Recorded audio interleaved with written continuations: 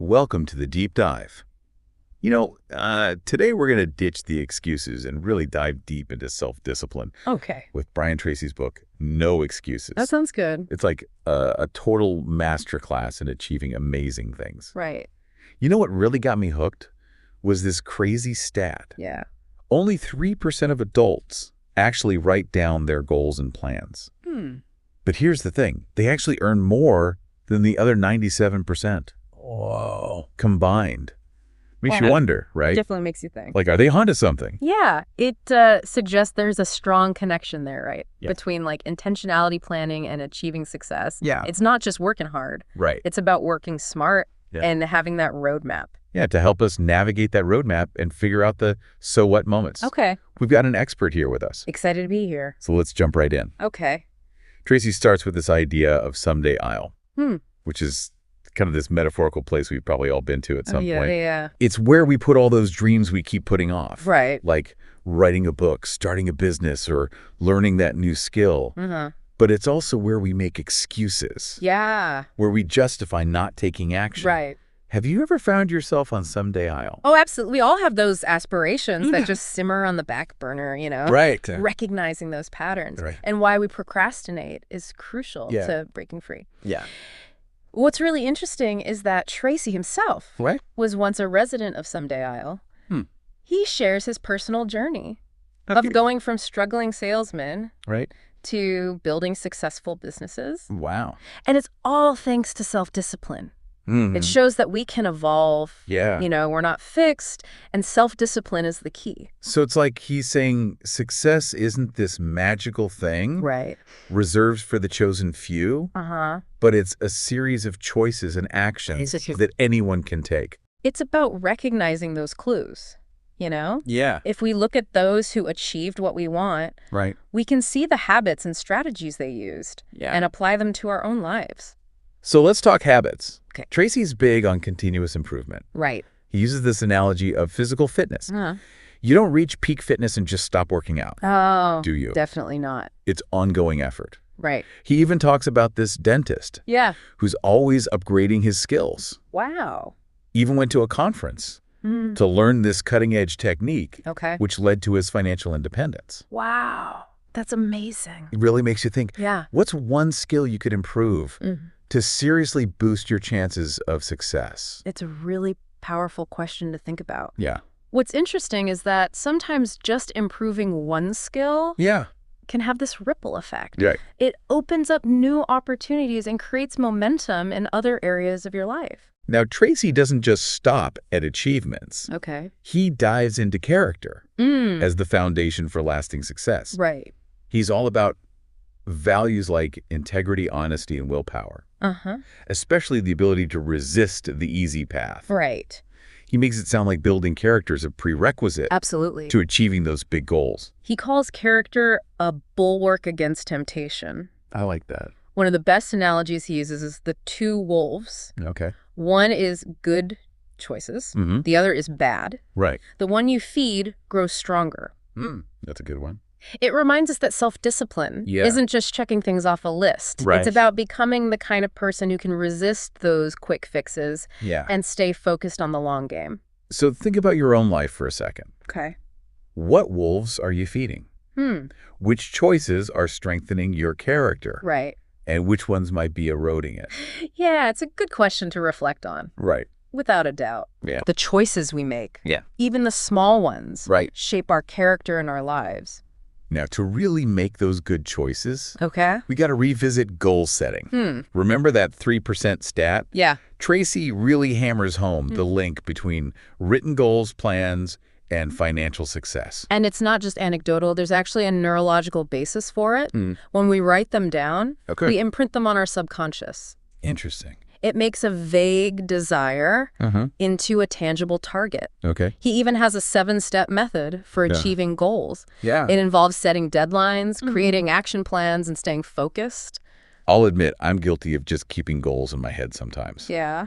But what you're saying about the neurological impact makes me want to write them down. It can be so powerful. Yeah. What's one step you can take today to move towards a goal you've been putting off? Maybe just write it down. Okay. Or break it down into smaller steps. It's like that saying, Yeah. a journey of 1,000 miles begins with a single step. Exactly. But sometimes even taking that first step can be daunting. Right. Especially when fear creeps in. Yeah. It's a major roadblock for so many of us. It is. Tracy even dives into common fears like failure, rejection, and public speaking. What's fascinating is that his advice often goes against our instincts. Instead of avoiding what we fear, he says to do the opposite. Interesting. He suggests things like systematic desensitization. Okay. That's what Toastmasters uses. Oh, right. To overcome the fear of public speaking. Right. He also mentions the disaster report exercise. Yeah, okay. Where you analyze the worst case scenario to dismantle that worry. So it's like he's saying, what's the worst that could happen? Exactly. And helping you realize it's not that bad. Right. Fear often loses its grip. Yeah. When we shine a light on it. Right. And take action despite it. So think about your own life. Yeah. What fear is holding you back? What could happen if you faced it head on? That's a powerful question. Right. Yeah. Now let's get practical. Okay. How does self-discipline play out at work? Tracy emphasizes hard work, exceeding expectations, and seeking more responsibility. Right. He tells the story of an employee who tripled his income. Wow. Just by going above and beyond. No. Instead of waiting for opportunities. Right.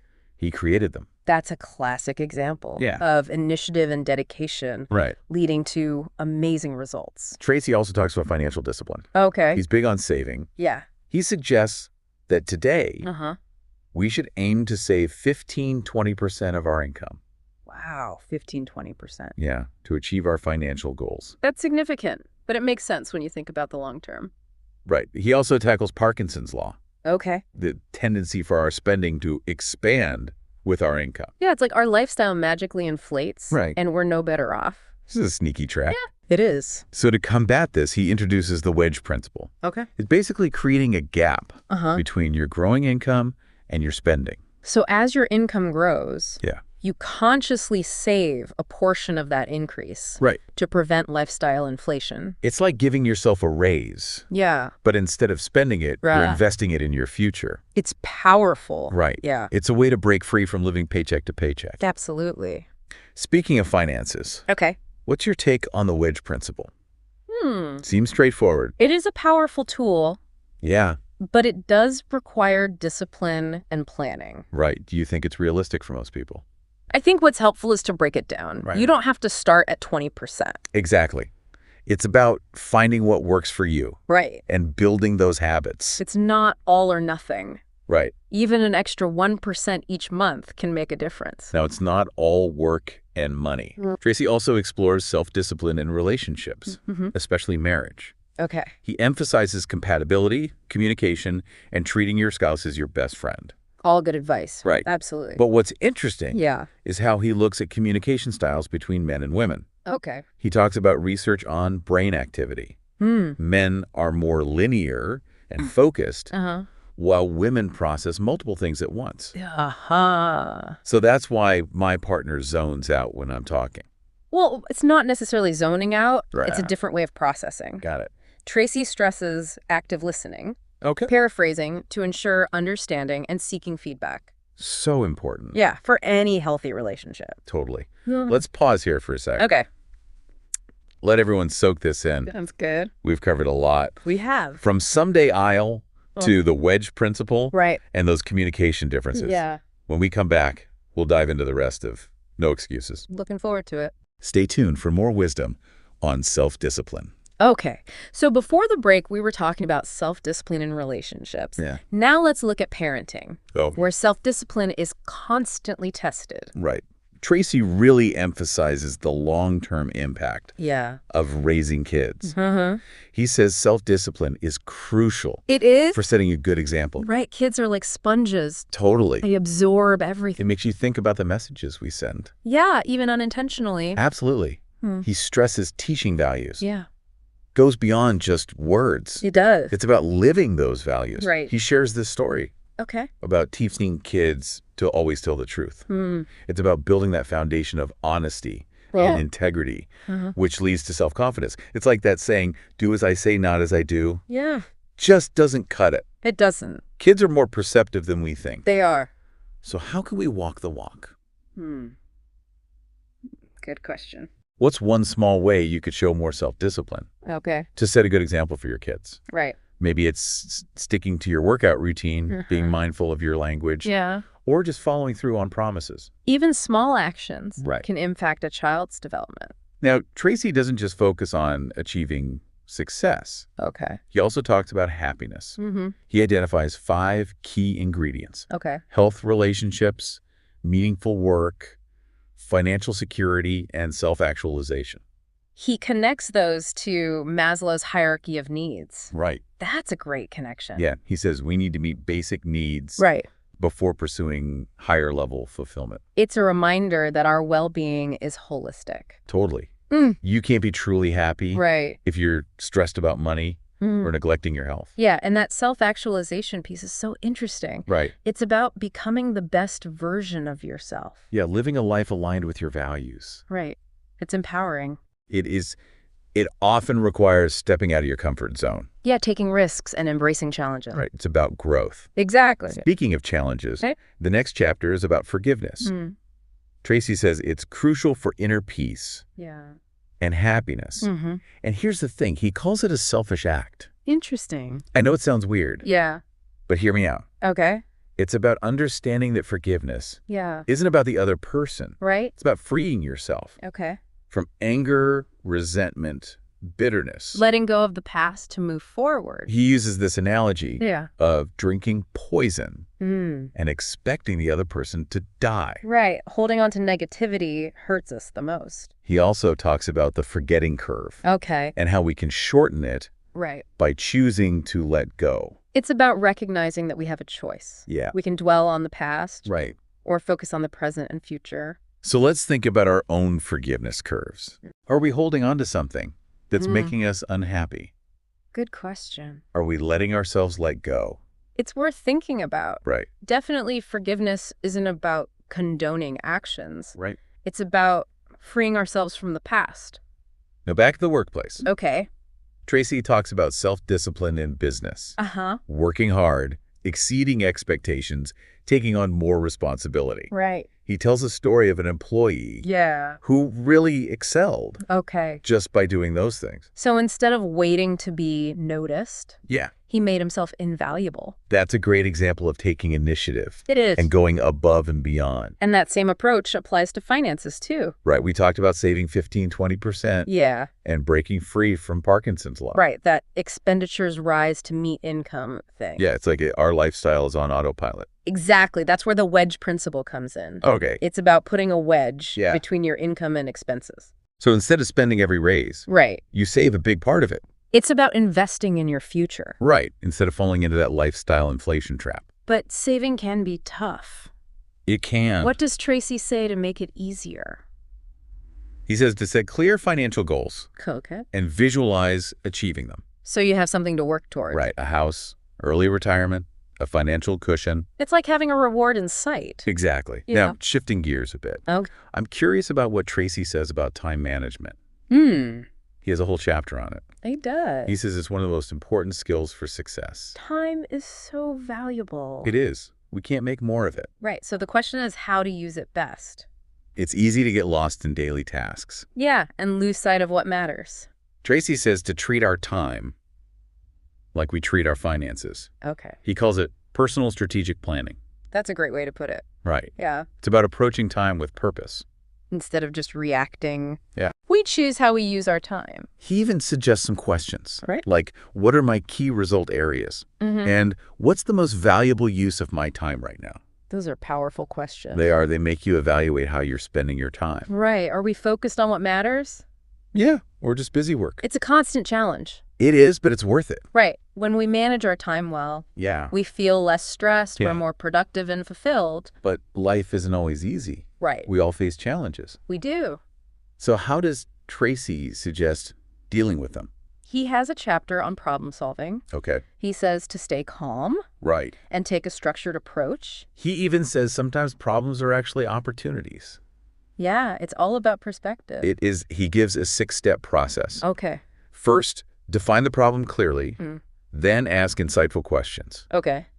Brainstorm solutions. Right. Yeah. Evaluate those solutions. Right. Pick the best course of action. And then implement and monitor. So take action and adjust if needed. Exactly. It's a reminder that we have control. We do. We can find solutions. Right. Even when things are tough. And that ability to respond to challenges is a big part of self-discipline. It is. It's about staying calm and focused. Even when we're stressed. We've covered so much in this deep dive, from parenting and forgiveness to finances and problem solving. Right. We've seen how self-discipline impacts everything. But there's still more. Okay. When we come back, we'll explore the last chapters of No Excuses. Looking forward to it. Stay tuned for more insights on self-discipline. All right, so we're back. Back for more. For the final stretch of our deep dive into Brian Tracy's No Excuses. Okay. And you know he saves some of the best stuff for last. He does. He keeps you engaged.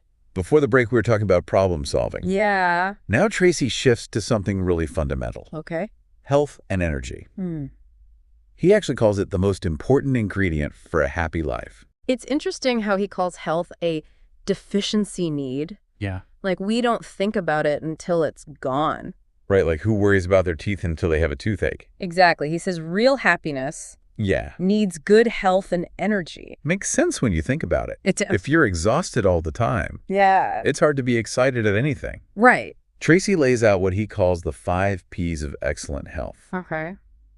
Proper weight, proper diet, proper exercise, proper rest, and proper relaxation. So a holistic approach. Yeah. Yeah, he's looking at both physical and mental well-being.